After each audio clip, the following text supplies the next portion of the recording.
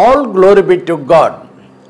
ஆண்டவராகிய இயேசு கிறிஸ்து இனிய நாமத்தில் உங்கள் யாவருக்கும் என் நெஞ்சார்ந்த அன்பின் நல்வாழ்த்துக்கள். கடந்த நாட்களிலே கர்த்தரே துணை, God is our helper என்று தியானித்தோம். அடுத்த வாரம் கர்த்தரே அனுகூலமான துணை என்று தியானித்தோம். ஆனால் இன்றைய தேவ செய்தியின் தலைப்பு பலப்படுத்தும் துணை. பலப்படுத்தும் துணை. அதற்கு ஆதாரமாக எடுத்துக்கொண்ட திருமறை பகுதி 2 தீமோத்தேயுவின் புத்தகம் 4ஆம் அதிகாரம் 14வது வசனத்திலிருந்து 18 வசனங்களை தயவு செய்து எடுத்துக்கொள்ளுங்கள். 2 தீமோத்தேயு 4ஆம் அதிகாரம் 14லிருந்து 18 வசனங்கள். 17வது வசனத்தை மட்டும் நான் உங்களுக்காக வாசிக்கட்டும். 2 தீமோத்தேயு 4ஆம் அதிகாரம் 17வது வசனம். கர்த்தரே எனக்கு துணையாக நின்று என்னாலே பிரசங்கம் நிறைவேறுவதற்காகவும் புறஜாதியார் எல்லாரும் கேட்கிறதற்காகவும் என்னை பலப்படுத்தினார். கர்த்தரே துணையாக நின்று என்னை பலப்படுத்தினார். என்னை பலப்படுத்தினார். பலப்படுத்தும் துணை. அப்போஸ்தலனாகிய பவுலடிகளார் பிரஜாதிக்கும் ராஜாக்களுக்கும் இஸ்ரவேல் புத்திரருக்கும் சுவிசேஷத்தை அறிவிக்க தேவனால் தெரிந்து கொள்ளப்பட்ட பாத்திரம். சபை வளர்ச்சிக்கு என்று 14 நிருபங்களை எழுதினவர். தேவனுடைய ரகசியங்களின் உக்ரானக்காரன் என்று அழைக்கப்பட்டவர் பவுலடிகளார். அப்போஸ்தலனாகிய பவுலடிகளார் மூலமாக பல பட்டணங்களில் எழுப்புதல் உண்டாயிற்று. இப்படிப்பட்ட சீனியர் ஒரு ஊழியக்காரர் ஜூனியர் ஊழியக்காரனாகிய தீமோத்தேயுக்கு தன் அனுபவ சாட்சியை கூறுகிறார். என்ன சாட்சி? 2 தீமோத்தேயு 4ஆம் அதிகாரம் 14வது வசனம். தீமோத்தேயு என்னுடைய க்ளோஸ் ஃப்ரெண்ட், என் கூடவே இருந்த கண்ணனாகிய அலெக்சாந்தர் எனக்கு வெகு தீமை செய்தான். நான் முழுக்க முழுக்க நம்பின அந்த கண்ணனாகிய அலெக்சாந்தர் எனக்கு வெகு தீமை செய்தான். எனக்கு துன்பத்தை தந்தவன் அந்நியன் அல்ல, என்னோடு சாப்பிட்டவன். இப்போ குதிகாலை எனக்கு விரோதமாக உயர்த்தி விட்டான். தீமோத்தேயு, உன் ஊழியத்திலும் கண்ணனாகிய அலெக்சாந்தர் துரோகிகள் இருக்கக்கூடும். Be careful. Be alert. எச்சரிக்கையாக வாழ்ந்து ஊழியத்தை செய். அது மட்டுமல்ல, வசனம் 16, பவுலே, நாங்க கடைசி வரை உன் கூடவே இருப்பேன் என்று சொன்னார்கள் பலர். பவுலே, நாங்கள் உங்களோடு கூட இருந்து உதவி செய்வேன் என்று சொன்னாங்க அநேகர். ஆனா இப்போ எல்லாரும் என்னை விட்டு ஓடிவிட்டார்கள். எல்லாரும் என்னை விட்டுட்டு ஓடிட்டாங்க. தீமோத்தேயு, நான் மனதார கலப்படம் இல்லாமல் வசனத்தை பிரசங்கித்தேன். இக்கட்டுகளும் நெருக்கங்களும் தீமைகளும் என்னை சூழ்ந்து கொண்டது. அப்பொழுது இந்த உடலிலும் உள்ளத்திலும் ஆவியிலும் எனக்கு துணை தேவைப்பட்டது, ஆதரவு தேவைப்பட்டது. அக்காலத்திலே நான் விசுவாசிகளை தேடினேன், ஒருவரும் இல்லை. எனக்கு வாக்களித்தார்களே, அவர்களை தேடினேன், ஒருவரும் இல்லை. உறவுகளை, சபை மக்களை தேடினேன், ஒருவரும் என்னோடு கூட இல்லை. ஒருவரும் உதவி செய்யவில்லை, ஒருவரும் எனக்கு ஆறுதல் சொல்லவில்லை. நானோ கண்ணை கட்டி காட்டில் விட்ட கதையாக தனியாக திகைத்து நடுங்கி நின்றேன். அல்லேலூயா. இப்படிப்பட்ட இக்கட்டு நேரத்திலே என்னை அழைத்து எனக்கு ஊழியத்தை கொடுத்தாரே, பொறுப்பை கொடுத்தாரே, அவர் என் பக்கத்தில் வந்து நின்று துணை நின்று, பவுலே பயப்படாதே, நான் உனக்கு துணை நின்று காப்பேன், நான் உனக்கு துணை நின்று பலப்படுத்துவேன் என்றார். தேவனுக்கே மகிமை உண்டாகட்டும்.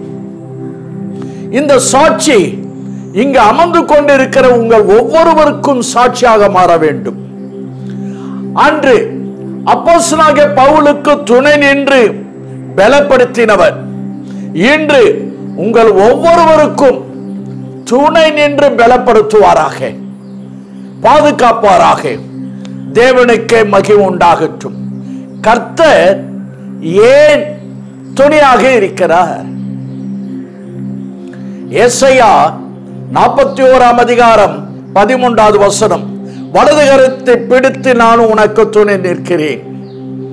14வது வசனம், பூச்சியே சிறு கூட்டமே பயப்படாதே, நான் உனக்கு துணை நிற்கிறேன். அதே அதிகாரம் 41 அதிகாரம் 10வது வசனம், ஏன் துணை நிற்கிறார்? நான் உன்னை பலப்படுத்துவதற்காக, நான் உன்னை பலப்படுத்துவதற்காக துணையாக இருக்கிறேன். நம்மை ஸ்ட்ரென்த் பண்ணுவதற்காக கர்த்தர் துணையாக இருக்கிறார். நம்ம எல்லாரும் ரொம்ப வீக் பார்ட்டி, வீக் பர்சன். நம்ம ரொம்ப ஸ்ட்ராங் பர்சன் கிடையாது. ஆகவே நம்மை ஸ்ட்ரென்த் படுத்த, பலப்படுத்த துணையாக நிற்கிறார். 2 நாளாகமம் 20 அதிகாரம் 12வது வசனம் வாசித்து பாருங்க. 2 நாளாகமம் 20:12வது வசனம். யோசபாத் ஆண்டவரை பார்த்து ஜெபிக்கிறார். ஆண்டவரே, எங்களுக்கு விரோதமாக வந்திருக்கிறவர்கள் பெரும் கூட்டமாக வந்திருக்கிறார்கள், ஏராளமான மக்கள் வந்திருக்கிறார்கள். இந்த கூட்டத்திற்கு முன்பதாக நின்று போராட எங்களுக்கு பலன் இல்லை, அவர்களை ஃபேஸ் பண்ண எங்களால் முடியாது. எங்களுக்கு எதிராக கிரியை செய்கிற எதிராளிகளோடு போராட, அவர்களுடைய ஸ்ட்ரெங்தோடு நான் போராட எங்களால் முடியாது.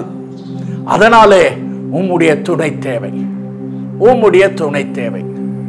இந்த ஜெபத்தை கேட்டார். யோசபாத்துக்கு துணை நின்று ஜெயத்தை கொடுத்தார்.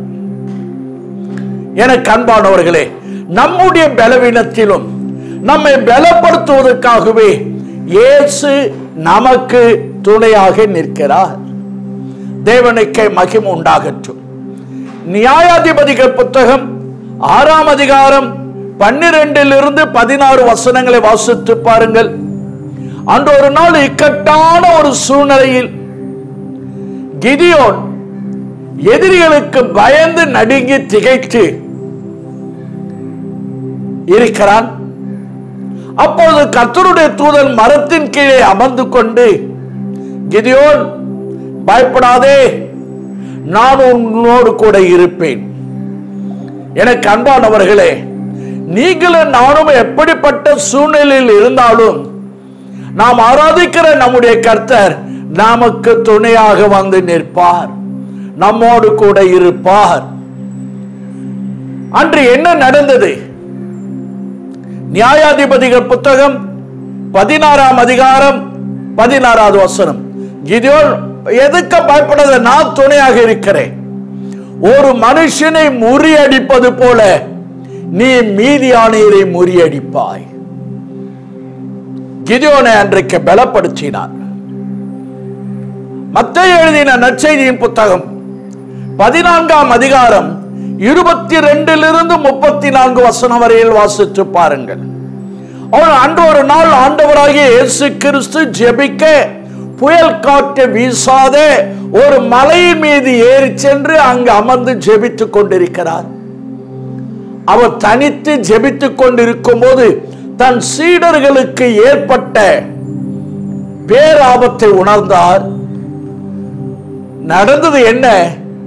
நடுக்கடலிலே அவருடைய சீடர்களுடைய படகு தத்தளிக்கிறது, எதிர்காற்று வீசுகிறது, துன்பத்தின் நடுவிலே கண்ணீரின் பள்ளத்தாக்கிலே இருக்கிறார்கள்.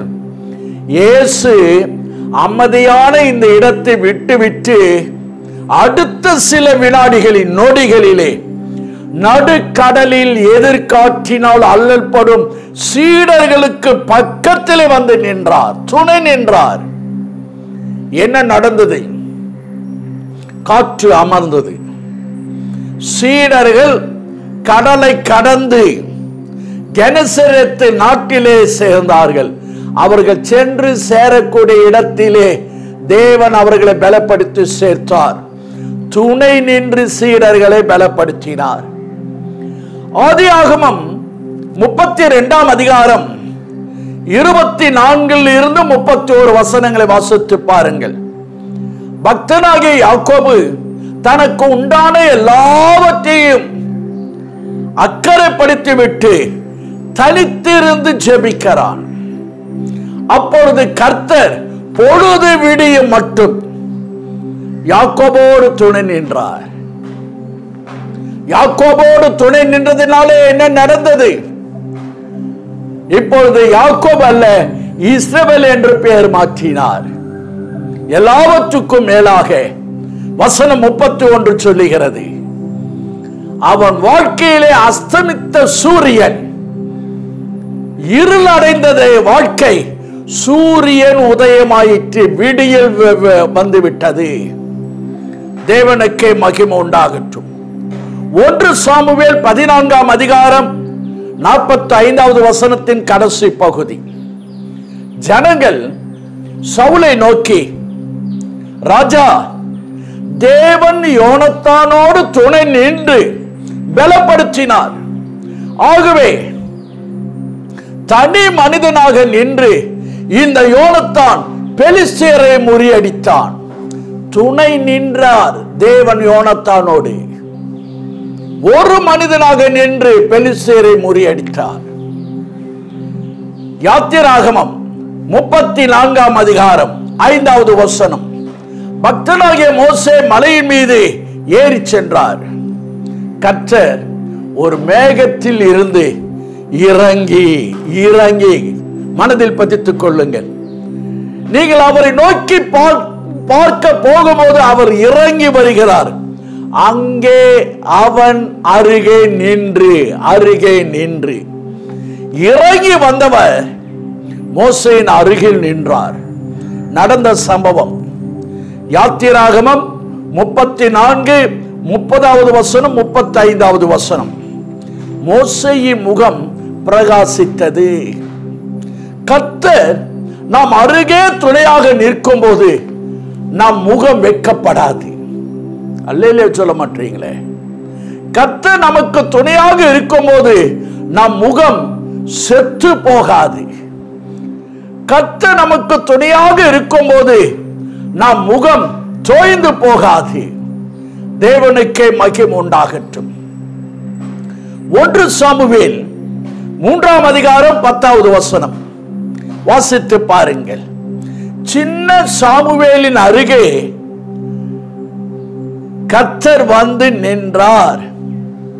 சின்ன பையன் என்று பார்க்கல. உன் வயசு, உன் குவாலிஃபிகேஷன், உன் ஹைட், வெயிட் எதையும் கர்த்தர் பார்க்க மாட்டார். உன் துணையாக நிற்பார். என்ன நடந்தது? பேசின ஒரு வார்த்தையும் தரையிலே விழுந்து வீணாகவில்லை.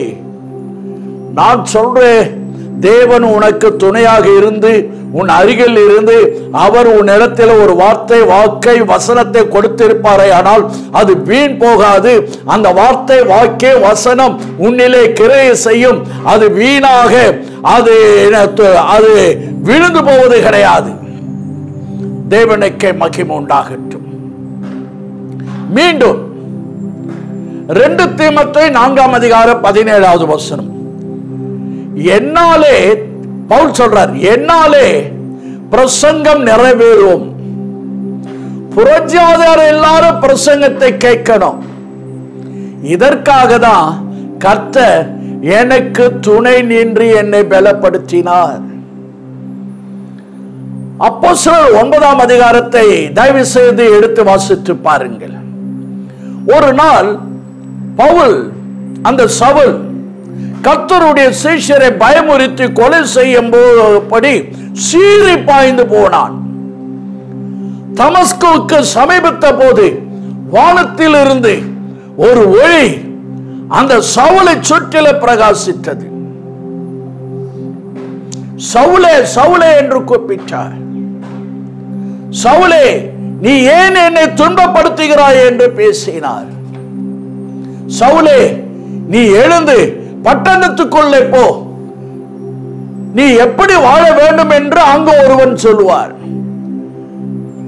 அந்த இடத்திலே அனனியா என்பவர் சவுலை சந்தித்தார்.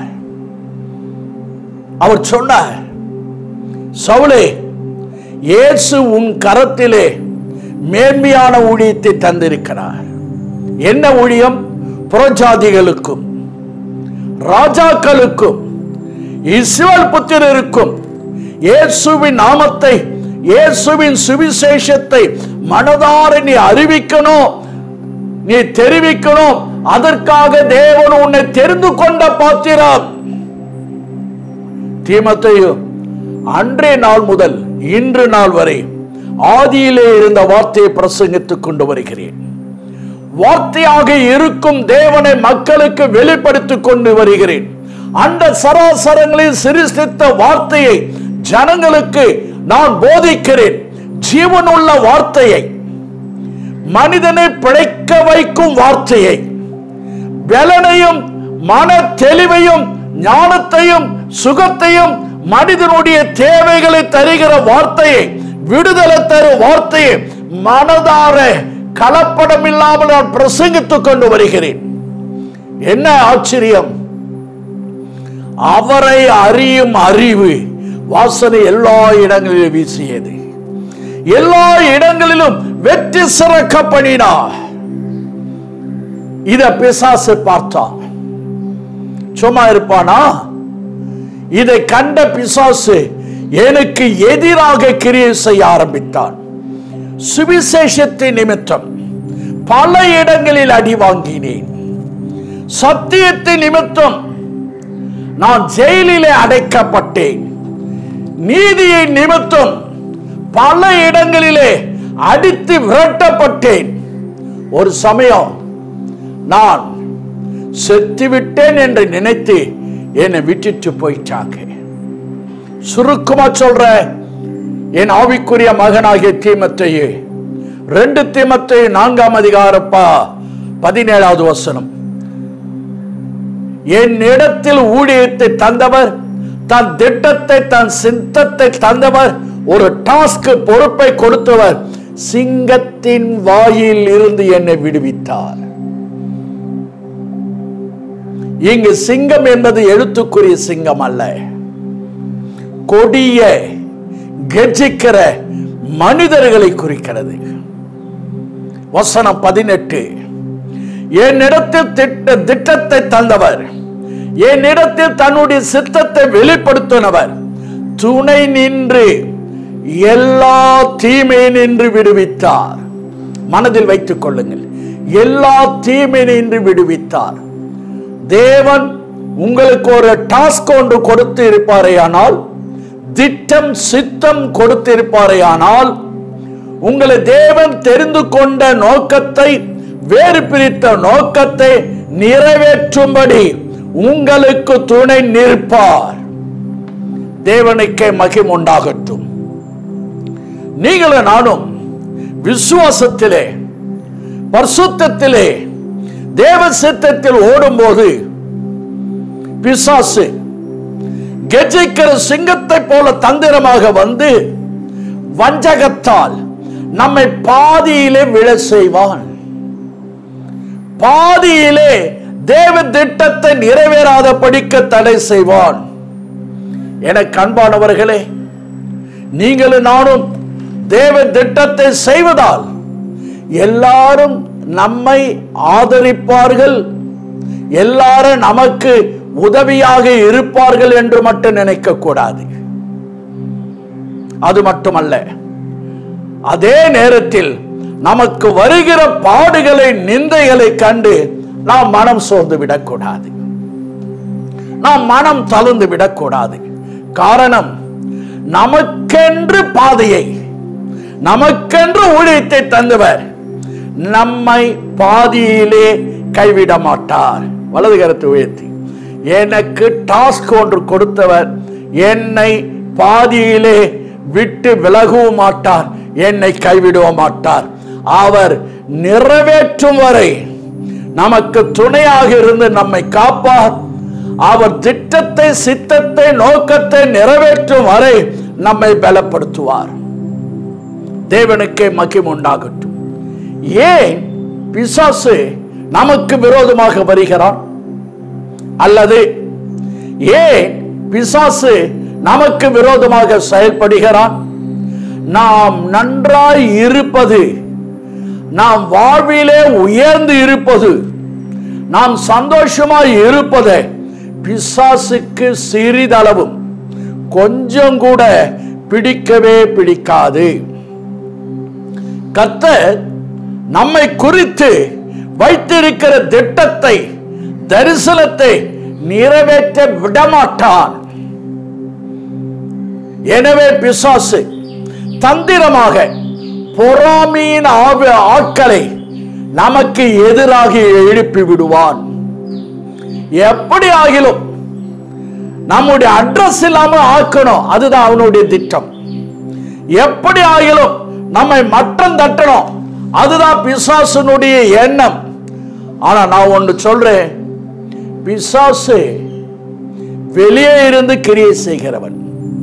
ஆனால் நம்மை அழைத்தவர், நமக்கு அபிஷேகித்தவர், ஒரு பொறுப்பை, ஊழியத்தை கொடுத்தவர் எனக்குள்ளே இருக்கிறார். எல்லாம் வலது கரத்தை வைத்து, எனக்கு விரோதமாக கிரியை செய்கிற பிசாசு எனக்கு வெளியே இருக்கிறார். ஆனால் பொறுப்பை கொடுத்தவர், திட்டத்தை கொடுத்தவர், சித்தத்தை வெளிப்படுத்தினவர், ஒரு டாஸ்கை கொடுத்தவர் எனக்குள்ளே இருக்கிறார். யூதா கோத்திர ராஜ சிங்கம் எனக்குள் இருக்கிறது. தேவனுக்கே மகிமை உண்டாகட்டும்.